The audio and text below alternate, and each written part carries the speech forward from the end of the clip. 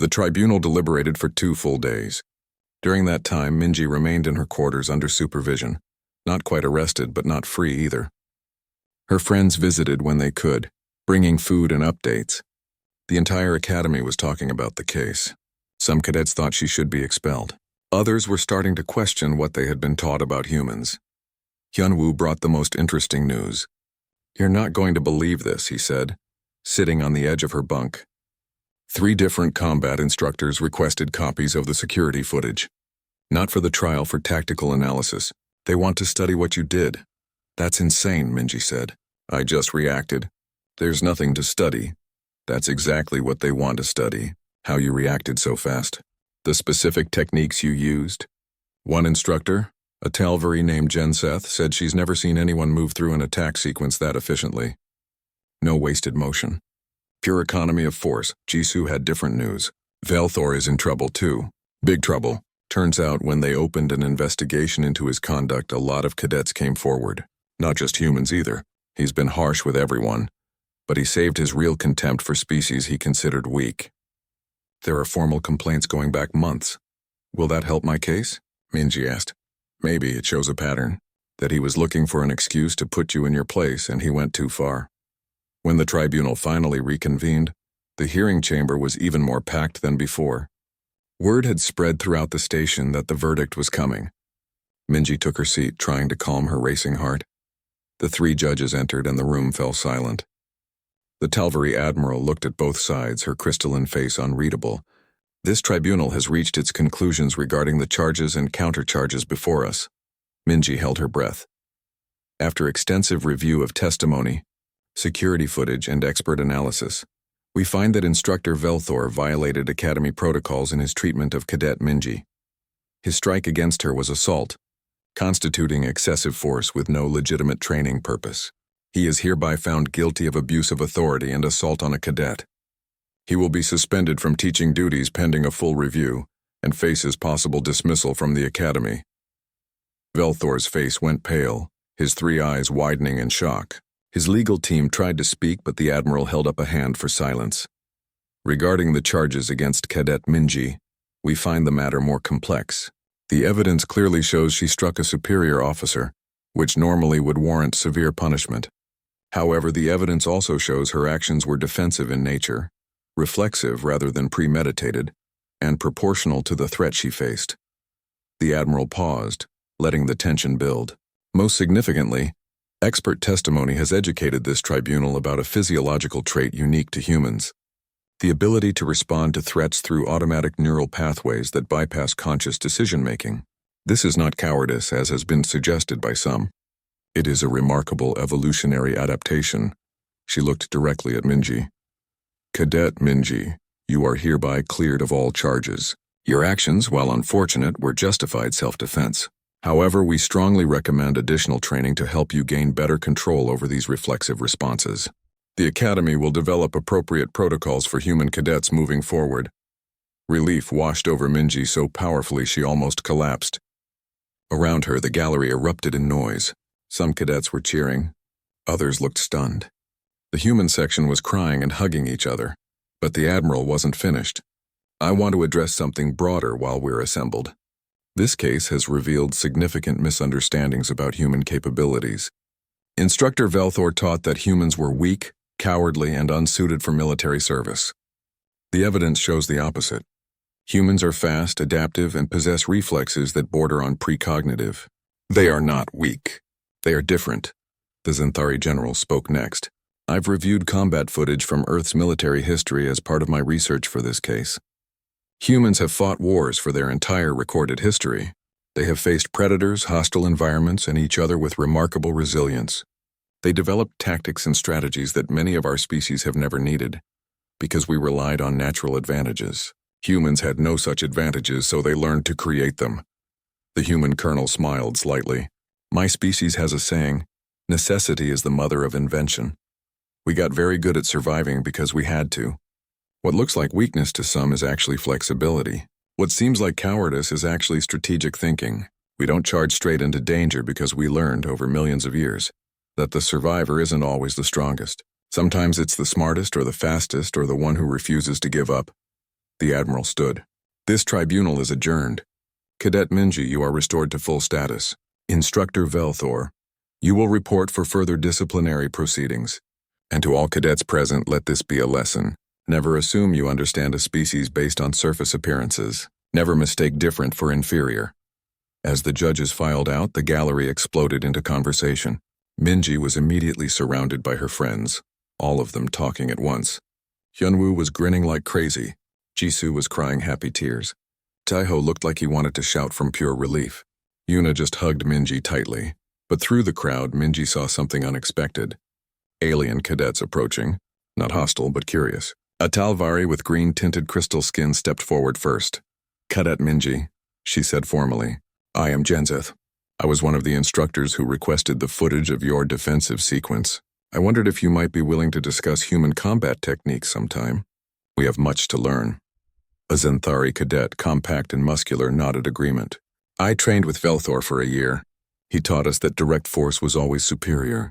But watching you, seeing how you used his own momentum against him, his size as a weakness rather than a strength, it was like discovering an entirely new approach to combat. More cadets gathered, asking questions. How did humans train their reflexes? Was everyone from Earth that fast? Could they teach some of these techniques to other species? Minji was overwhelmed, but she answered what she could. No, not all humans were fighters. Yes, anyone could improve their reaction time with training. The techniques she used were ancient, developed over thousands of years of human history. Later, as things finally calmed down, Minji found herself walking back to the barracks with her friends. The station's artificial lights were dimming for night cycle, and the corridors were quieter. Everything's going to change now, isn't it? Yuna said softly. Maybe, Minji replied. Or maybe nothing changes and this was just one incident. No, Hyunwoo said firmly. It's already changing. Did you see how those cadets looked at us? Not with contempt, with respect, with curiosity. They want to learn from us now. Some of them, Jisoo added. Others still think we're beneath them. But at least now there's doubt. At least now they know we're not helpless. Minji thought about that. For months she had felt like she was fighting an uphill battle, trying to prove humans belonged at the academy. Now in the strangest way possible, that battle might be won. Not through speeches or demonstrations or carefully planned campaigns, but through one moment of pure instinctive response to a threat. My grandfather used to say something, Minji said as they reached the barracks. He said the hardest opponent to beat isn't the strongest or the fastest. It's the one who refuses to fight the way you expect. The one who adapts, who survives, who keeps getting back up. Sounds like humans, Hyunwoo said with a smile. Yeah, Minji agreed. Sounds like us. That night, lying in her bunk, Minji received a message on her personal pad. It was from Commander Thalrix. Brief and formal. Report to my office tomorrow at 800 hours. She felt a flutter of nervousness, but also curiosity. The trial was over. She had been cleared. What did the commander want now? The answer came the next morning. Thalrix's office was austere, decorated only with military commendations and a few personal items. He gestured for her to sit. Cadet Minji, I wanted to speak with you privately about the future.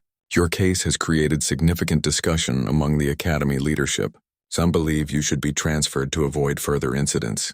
Others think you should be held up as an example. What do you think, sir? Minji asked. I think you should be allowed to continue your training, but with some modifications. The academy is developing new protocols for human cadets, better understanding of your physiological traits, training methods that work with your strengths rather than trying to force you into molds designed for other species. He pulled up a file on his display. I've also been reviewing your academic records. Your tactical scores are excellent. Your physical performance, when measured appropriately for human capabilities, is above average. You have leadership potential, but you need better control over those reflexes. I'm willing to work on that, sir. Good, because I'm assigning you to a new program, mixed species tactical units. Humans working alongside Talvari, Zenthari, Kravik, and others, learning from each other, developing combined tactics that use each species' natural advantages. Minji felt excitement building. This was what she had hoped for when she joined the academy. For a moment, nobody moved. 200 cadets stood frozen, trying to process what they had just witnessed. A human, the smallest and supposedly weakest species in the academy, had just dropped a Kravik instructor in less time than it took to blink. Then chaos erupted. "Medical team to Training Hall 7, someone shouted. Cadets broke formation, some rushing forward, others backing away. The human section moved as one, with Yunwoo and Jisoo reaching Minji first. "Are you okay?" Yunwoo grabbed her arm, his face pale with shock and fear. Minji nodded, though her head was spinning. The adrenaline was starting to fade, and with it came the crushing realization of what she had done. She had struck an instructor. Not just struck, but incapacitated. Her career at the academy was over. Probably her military career entirely. Maybe worse. "What were you thinking?" Jisoo whispered urgently. "They're going to arrest you. They might—" "I wasn't thinking," Minji said. And it was the truth. I just reacted. He hit me and I just reacted. Velthor was stirring now, groaning as he tried to sit up. 2 Kravik cadets helped him to his feet, supporting his weight as he swayed unsteadily. His 3 eyes found Minji, and the look in them was pure rage mixed with something else. Confusion. Maybe even fear. The doors to the training hall burst open. Commander Thalric strode in, flanked by security officers. The commander was also Kravik, older than Velthor and bearing the scars of many battles. His authority was absolute. "What happened here?" Thalric demanded, his voice cutting through the noise. Everyone started talking at once. Cadets from different species all trying to explain, their voices overlapping in a dozen languages. The commander raised one hand and silence fell immediately. One at a time. "Instructor Velthor, report." Velthor straightened, pulling away from the supporting cadets. He was still unsteady on his feet, but he tried to project authority. "Sir, the human cadet attacked me during a training demonstration. Unprovoked assault on a superior officer." Murmurs ran through the crowd. Some cadets nodded, but others, those who had been watching closely, shifted uncomfortably. "Cadet Minji." Thalric turned to her. "Is this accurate?" Minji met his eyes. She could lie, make excuses, try to defend herself, but she was done pretending. "No, sir. Instructor Velthor struck me first. I responded in self-defense." "She's lying." Velthor snarled. "I was demonstrating proper correction technique." "There are 200 witnesses here," Thalric interrupted. "I'm sure we can establish the facts. Security, seal this hall. Nobody leaves until I have statements from everyone present." He turned to the security officers. "Take Cadet Minji into custody. Instructor Velthor, you will report to medical for examination, then to my office." 2 security officers, both from species Minji didn't recognize, stepped forward. One of them held up a set of restraints. "Hands out, Cadet!" Minji extended her hands, feeling the cold metal close around her wrists. This was it, the end of everything she had worked for. Behind her, she could hear Yuna crying quietly. Daeho was arguing with one of the security officers, trying to explain what really happened. "It's okay," Minji said to her friends. "Don't make it worse. Just tell the truth when they ask." Hyunwoo looked like he wanted to fight, to do something, but he nodded reluctantly. "We'll get you out of this, somehow." As the security officers led her away, Minji caught glimpses of the other cadets' faces. Some looked shocked. Some looked satisfied, as if she had gotten what she deserved. But a few, including some of the alien cadets, looked thoughtful. Uncertain. They had seen something today that didn't fit their understanding of humans. Something that challenged what Instructor Velthor had been teaching them. The brig was exactly what Minji expected. A small cell with a hard bench, a toilet, and nothing else. The walls were bare metal, the lighting harsh and constant. She sat down on the bench and put her face in her hands. Her cheek throbbed where Velthor had hit her. When she touched it gently, she could feel the swelling. It would be an impressive bruise by tomorrow, physical proof of what had happened at least. But would anyone believe her story? Velthor was an established instructor with years of service. She was a new cadet who had been here less than 4 months. Who would the academy believe? Hours passed. Nobody came to talk to her. She could hear sounds from elsewhere in the security section. Doors opening and closing. Voices in the distance. But her cell remained silent. Finally, as Minji was starting to drift off from exhaustion, her cell door opened. Commander Thalric entered alone. He was carrying a data pad and his expression was unreadable. "Cadet Minji," he said formally. "I've spent the past 6 hours reviewing testimony and security footage. I need to ask you some questions." "Yes, sir," Minji said, standing at attention despite the restraints. "Sit." Thalrix ordered, and she obeyed. He sat down across from her, his large frame making the cell feel even smaller. Tell me in your own words exactly what happened. Minji recounted the entire incident. The demonstration, Velthor's corrections, his rough handling. The strike, her response. She left nothing out, even the parts that made her look bad. She explained that she hadn't planned to fight back, that her body had moved on instinct. Thalrix listened without interrupting. When she finished, he studied her for a long moment. You're aware that striking an instructor is grounds for immediate expulsion and possible criminal charges? Yes, sir. You're also aware that what you did was remarkably dangerous. Velthor is a trained Kravik warrior. You could have been killed if he had retaliated. I didn't think about that, sir. I just reacted. Yes, Thalrix said slowly. Reacted. That word keeps coming up in the witness statements. Multiple cadets described your response as impossibly fast. They said you were moving before you even hit the ground. Some said it looked like you had planned it, but others said your face showed pure surprise, as if you didn't expect to do what you did. He pulled up something on his data pad. I reviewed the security footage frame by frame. From the moment of impact to the moment Velthor hit the floor, exactly 2.7 seconds elapsed.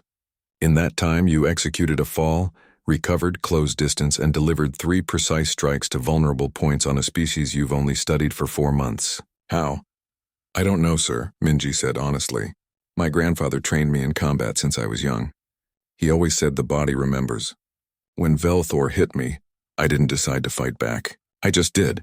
The body remembers, Thalrix repeated. Interesting. Tell me about your grandfather's training. Minji explained how her grandfather, a veteran of Earth's wars, had taught her to fight. Not sport fighting or demonstration fighting, but real combat. The kind where hesitation meant death. He had drilled responses into her until they became automatic. Fall and roll. Get hit and counter. Never stop moving. Never give up. It's called muscle memory on Earth, Minji said. When you practice something enough, you don't have to think about it anymore. Your body just knows what to do. We have similar concepts, Thalrix said, but not quite like this. Our warriors train for conscious response. Assess the situation, choose the appropriate technique, execute. What you're describing sounds more like reflex, like pulling your hand away from fire. Maybe that's what it is, Minji said. Humans spent millions of years as both predators and prey. We evolved to react fast to threats. The thinking came later. Thalrix was quiet for a long time, studying his datapad. Finally, he looked up at her. I'm going to tell you something that is not yet public. 23 cadets came forward to provide statements about Instructor Velthor's treatment of human cadets. Not just today, but over the past 3 months.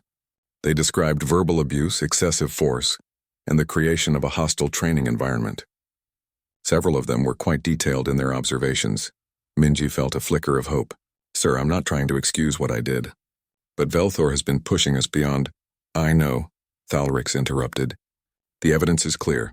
Instructor Velthor violated multiple academy protocols. His strike against you was assault, plain and simple. However, your response raises complicated questions. You're a cadet, he's an instructor. The power dynamic matters legally. 2 weeks passed and things only got worse. Velthor seemed to take Minji's silent defiance as a personal challenge. Every training session, he found new ways to single out the human cadets. Extra laps, impossible tasks, public criticism that left them humiliated before their peers. The other cadets began to notice. Some avoided the humans, not wanting to be associated with the instructor's obvious targets. Others took Velthor's attitude as permission to treat the humans with contempt. Only a few remained neutral, but even they didn't speak up in defense. Minji found herself walking a razor's edge. Push back too hard and she'd be punished. Stay silent and the treatment would continue. There was no winning move, so she focused on survival. Get through each day. Keep her friends together. Don't break. The morning started like any other. The humans gathered in the main training hall with 200 other cadets for combat instruction. The massive space could accommodate full battle simulations. But today they were doing something more basic. Hand-to-hand combat fundamentals. Velthor stood at the center of the hall, his forearms demonstrating a defensive stance. His 3 eyes swept across the assembled cadets as he explained the proper form. Weight distribution, balance, keeping your center of gravity low while maintaining mobility. This stance is universal. Velthor announced. Every warrior, regardless of species, must master these basics. Form is everything. Without proper form, you are vulnerable. He walked through the formation, observing as cadets practiced the stance. He corrected a Talvari's foot position, adjusted a Zenthari's arm angle, praised a Kravik cadet for perfect execution. When he reached the human section, his mood darkened. Pathetic, he said, looking at Deho's stance. Your legs are too narrow. You would fall at the slightest push. Deho adjusted, spreading his feet wider. Velthor moved on to Yuna, then Jisoo, finding fault with each of them. When he reached Minji, she had already set her stance perfectly. She had studied the demonstration carefully, positioning herself exactly as Velthor had shown. The instructor circled her slowly, looking for something to criticize. His eyes narrowed. Your shoulders are too high. Sir, they're positioned as demonstrated, Minji replied carefully. Are you questioning my assessment, Cadet? No, sir, I'm stating my understanding of the instruction. Velthor's expression hardened. Step forward. You will demonstrate for the class. Minji's heart sank, but she moved to the center of the hall. 200 pairs of eyes turned toward her. The humans looked worried. The aliens looked curious or indifferent. This was going to be bad.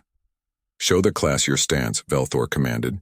Minji settled into the position, making sure every detail was correct. Feet shoulder-width apart, knees slightly bent, weight centered, arms ready but not tense. She had practiced this stance 1,000 times in the past 2 weeks, determined to give Velthor no reason to criticize. Acceptable, Velthor admitted grudgingly. Then he walked around behind her. But stability must be tested. A warrior must hold their position against force. Minji felt the warning signs in her gut. This wasn't part of the normal instruction. Velthor was improvising, which meant he had something planned. Maintain your stance, the instructor ordered. Without further warning, one of his forehands shot out and shoved Minji's shoulder. The force was significant, meant to test her balance.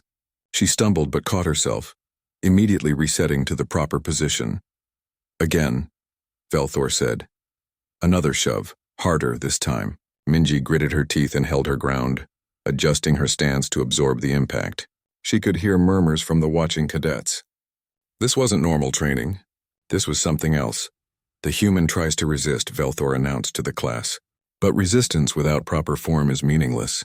Let me demonstrate the correction. He moved in front of Minji and roughly grabbed her shoulders with 2 of his hands. Your position is still wrong, he said, and forcefully pushed her shoulders down while pulling her feet into a wider stance with his other hands. The adjustment was painful and completely unnecessary. Minji's stance had been correct, but she stayed quiet, letting him manhandle her into this new position that was actually worse than her original form. There, Velthor said, releasing her. Now you see the difference. Minji immediately shifted back to the proper stance. It was an automatic correction, the kind any trained fighter would make. She didn't think about it. Her body just moved to the right position. Velthor's 3 eyes widened. Did I tell you to move, Cadet? Sir, the position you placed me in was incorrect. I was correcting to proper form. You dare to contradict me? In front of the entire class? Minji kept her voice level. Sir, I'm following your original instruction. This is the stance you demonstrated at the beginning of the session. The hall went silent. Every cadet was watching now, sensing the confrontation building. Hyunwoo took a half step forward in the formation, his hands clenched. Jisoo looked terrified. Velthor moved closer to Minji, using his height to loom over her.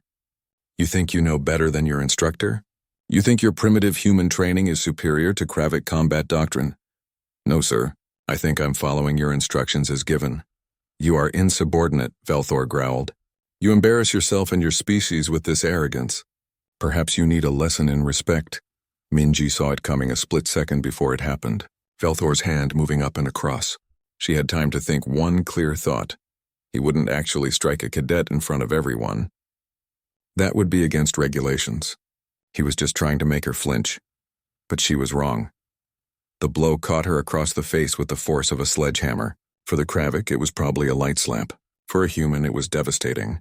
Minji's head snapped to the side, her vision exploding with stars. She felt her feet leave the ground as the impact sent her spinning. The world slowed down. She was falling. The floor was coming up to meet her. Around her, she could hear gasps from the cadets.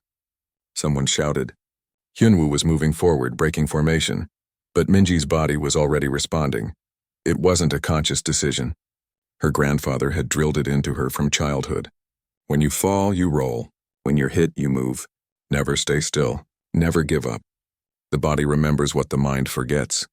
She twisted in midair, converting the fall into a controlled roll. Her shoulder hit the floor and she used the momentum to come back up to her feet. But she didn't stop there. Something deeper than thought was in control now. Some ancient part of her brain that remembered when humans were prey. When hesitation meant death.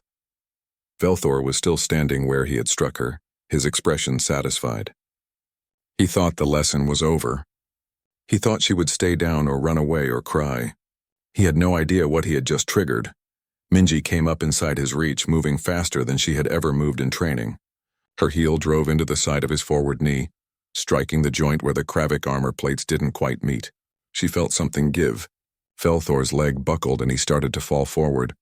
Her elbow was already rising, catching him under the chin where his throat was exposed. The impact drove his head back. His three eyes went wide with shock. Then she pivoted, using his own falling momentum against him. Her leg swept his remaining support out from under him, and she added a final push with both hands against his chest. Velthor crashed to the floor like a falling tree, his armored body hitting the metal with a sound like thunder. He lay there, stunned and gasping, all four arms sprawled out. 3 seconds. That's how long it had taken. 3 seconds from the moment Minji was struck to the moment her instructor lay flat on his back, unable to move. The training hall was absolutely silent. Minji stood over Velthor, her chest heaving, her fist still clenched. Blood ran from her nose where he had hit her. Her cheek was already swelling, but she was standing and he was not. Lesson learned, sir, she said quietly. Never underestimate human response time. The training hall stretched out like a massive steel canyon, its ceiling lost somewhere in the artificial lights above. Cadet Minji stood at attention with 40 other cadets, her human frame noticeably smaller than most of the aliens around her. 3 months ago she had been on Earth, dreaming of the stars.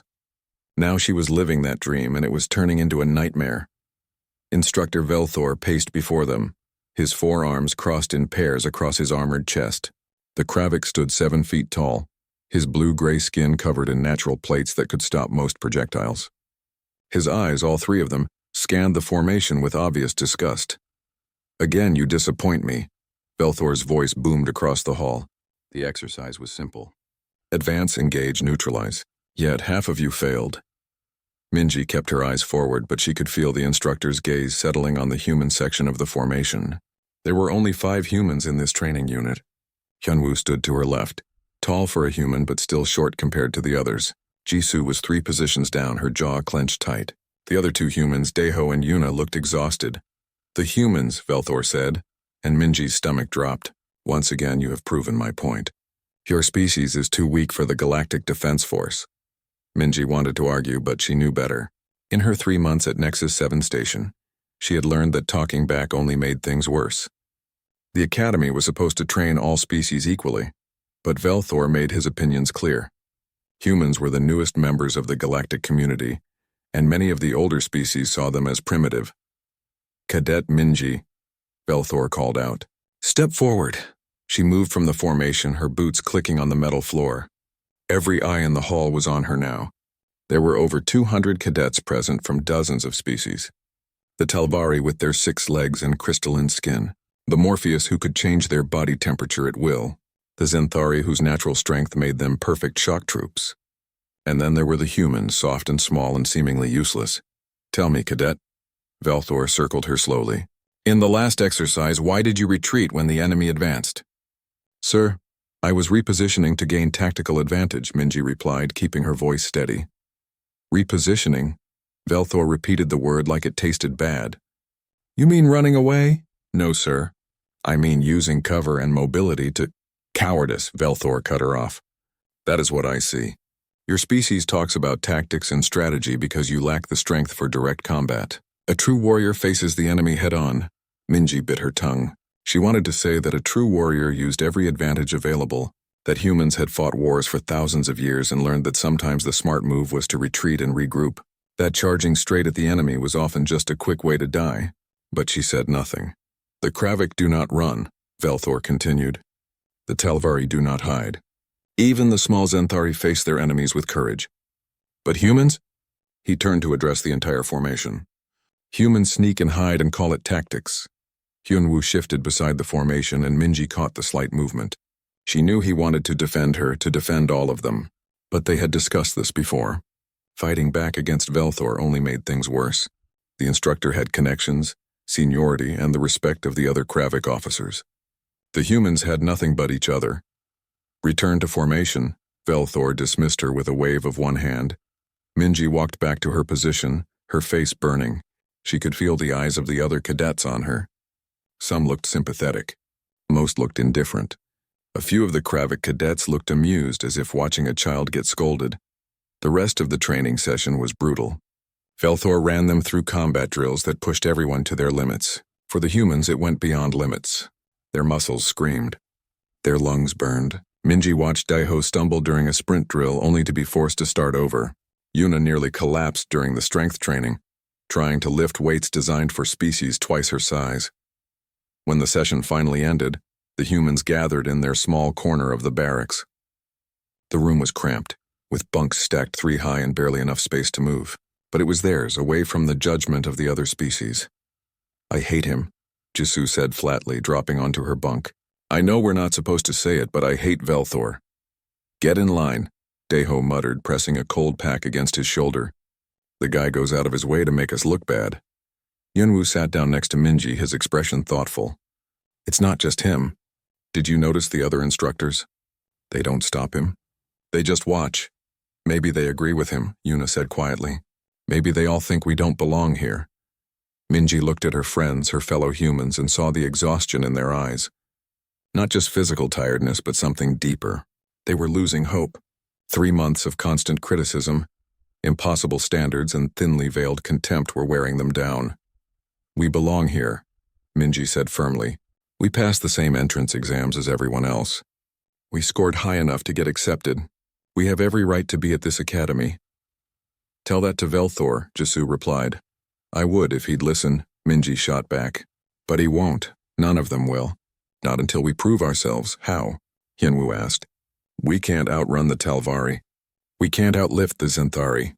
We can't outfight the Kravik. What exactly are we supposed to prove?" Minji didn't have an answer. That was the problem. Humans were good at a lot of things, but in this environment, surrounded by species that had evolved with natural advantages, they seemed to have no edge at all. They were smart, sure, but so were most of the other species. They were determined, but determination only got you so far when you were physically outmatched in every category. "We'll figure it out," Minji said, trying to sound more confident than she felt. "We have to." That night, Minji lay in her bunk and stared at the ceiling. Through the thin walls, she could hear the sounds of the station. The hum of life support systems. The distant clang of machinery. Voices in a dozen different languages. This was what she had wanted, wasn't it? To be part of something bigger. To represent humanity among the stars. But nobody had told her it would feel like this. Like being constantly judged and found wanting. Like proving yourself over and over and still not being enough. Her grandfather had been a soldier. He had fought in Earth's last major war, before humanity reached the stars. She remembered him telling her that the hardest battles weren't against the enemy. They were against the voice in your own head that said you couldn't win. Minji closed her eyes and made herself a promise. She wouldn't give up. No matter what Velthor said, no matter how hard he pushed, she would not break. She would prove that humans belonged here. She just didn't know that she would get that chance sooner than she expected, and in a way that would change everything. The tribunal convened 3 days later, in the Academy's formal hearing chamber. The room was designed to accommodate multiple species, with seating areas adjusted for different body types and environmental needs. At the front sat 3 judges. A Talvari admiral with crystalline skin that caught the light, a Zenthari general whose compact frame radiated authority, and a human colonel who looked uncomfortable with the entire situation. Minji sat at the defendant's table with her assigned counsel, a Talvari legal officer named Kexville, who had reviewed her case with meticulous attention. Across the aisle, Instructor Velthor sat with his own legal team, his expression cold and hostile. The gallery was packed. Academy regulations required tribunals to be open to all cadets unless classified material was involved. Minji could see Hyunwoo, Jisoo, Daeho, and Yuna in the front row, their faces tight with worry. Behind them sat dozens of other cadets from various species, all watching with intense interest. "This tribunal will come to order," the Tal'Vari Admiral announced, her voice carrying easily through the chamber. "We are here to determine the facts surrounding an incident between Instructor Velthor and Cadet Minji, and to render judgment on the charges. Cadet Minji, you stand accused of assault on a superior officer. How do you plead?" Minji stood. "Not guilty, Admiral. I acted in self-defense." "So noted." "Instructor Velthor, you have filed a counter-complaint of assault. The tribunal will hear evidence regarding both matters. Prosecution, you may present your case." The Kravik prosecutor stood, a female officer with scars across her armor plates. "The facts are simple. During a routine training exercise, Cadet Minji attacked Instructor Velthor without provocation, causing injury. Multiple witnesses observed the attack. Security footage confirms it. The defendant admits to striking the instructor. This is a clear violation of military law." She pulled up the security footage on the chamber's main display. Every eye turned to watch as the scene played out in slow motion. Velthor circling Minji. The instruction, the correction, then the strike. But what followed was even more dramatic in slow motion. Minji's body twisting in midair, the controlled roll, the explosive counterattack, the precision of her strikes. Velthor falling like a toppled monument. "As you can see," the prosecutor continued, "the defendant's response was not defensive. It was offensive, calculated, and devastatingly effective. This was an attack, pure and simple." Kexville stood when the prosecutor finished. "If I may, Admiral, the footage shows something critical that the prosecution glossed over. Please replay the sequence starting 5 seconds earlier." The footage rolled back. This time the focus was on Velthor's initial strike. In slow motion, the force of the blow was obvious. Minji's head snapping to the side, her feet leaving the ground, blood spraying from her nose. "For those unfamiliar with human physiology," Kexville explained, "that blow could have killed her. Human skulls are relatively fragile compared to most species here. The force required to achieve that level of impact would cause a severe concussion at minimum, potentially fatal brain trauma." The human colonel leaned forward, studying the footage with new attention. In the gallery, cadets were whispering to each other. "Furthermore," Kexville continued, "I would like to establish the timeline. From the moment of impact to the moment Instructor Velthor fell, how much time elapsed?" 2.7 seconds, the prosecutor admitted. 2.7 seconds, Kexville repeated. In that time, the defendant was struck hard enough to be thrown through the air, recovered from that blow, assessed the situation, closed distance, and executed a counterattack. The prosecution calls this calculated. I call it remarkable reaction time. "Objection," the prosecutor said. "Reaction time is irrelevant. The defendant still struck a superior officer." "Reaction time is completely relevant," Kexville countered, "because it speaks to intent. Did my client consciously decide to attack Instructor Velthor, or was her response automatic?" The Zenthari general spoke for the first time. "Counselor, are you suggesting your client acted without conscious thought?" "That is exactly what I'm suggesting, General. I would like to call my first witness. Cadet Hyunwoo, please take the stand." Hyunwoo walked to the witness box, his hands shaking slightly. After being sworn in, Kexville approached him with a data pad. "Cadet Hyunwoo, what is your specialty at the Academy?" "Tactical systems and xenobiology, ma'am." "Have you studied human neurological responses?" "Yes, ma'am. It's part of my research focus." "Please explain to the tribunal how human threat response differs from most galactic species." Hyunwoo took a breath, gathering his thoughts. "Most species in the galaxy have what we call a cognitive threat response. When they perceive danger, the information goes to their brain's decision-making centers. They analyze the threat, consider options, and then act. It's very fast, but it's still a conscious process." "And humans?" "Humans have that same system, but we also have a secondary pathway. It's called the sympathetic nervous system response, or fight or flight.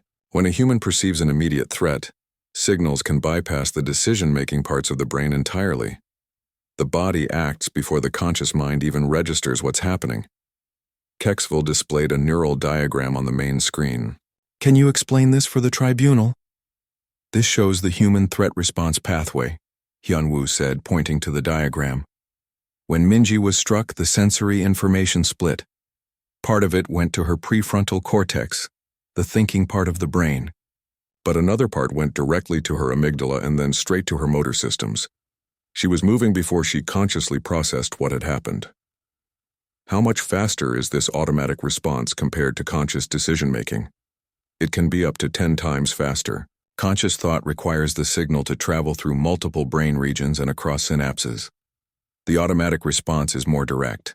It's why humans can catch falling objects without thinking, or jump away from danger before they even see what the danger is. The prosecutor stood. Even if this is true, it doesn't excuse the defendant's actions. She still bears responsibility for her response. Does she? Kexville asked.